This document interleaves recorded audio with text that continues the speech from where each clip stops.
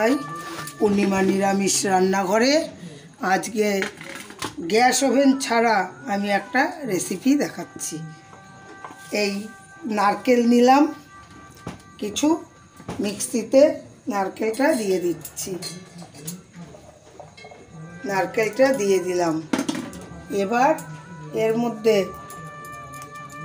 কাঁচা লঙ্কা দিলাম 4টে লঙ্কা দিলাম, আমি ঝালটা যার যার কাছে 4টে লঙ্কা দিলাম। আর কালো সর্ষে, বেশ খানিকটা কালো সর্ষে দিয়ে দিলাম। এরপর দেব নুন, পরিমাণ মতন নুন দিয়ে দিচ্ছি। এবার দেব হলুদ,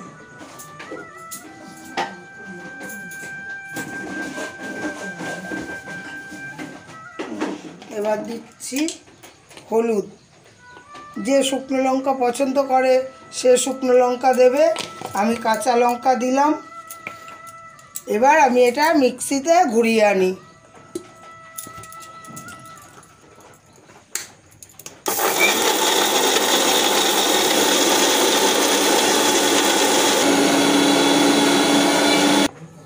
আমার হয়ে গেল নারকেল বাটা। এই ঠান্ডা গরমে অনেকের সর্দি লেগে যায়, শরীরটা খারাপ লাগে। এই নারকেল বাটা করে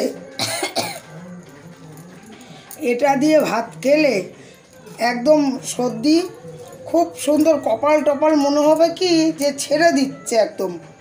এতে একটু সর্ষের তেল দিয়ে নেবেন, ব্যাস এটা রেডি।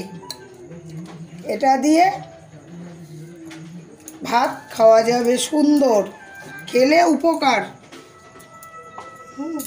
এর মধ্যে একটু সর্ষের তেল দিয়ে এই যে মেখে নিলাম।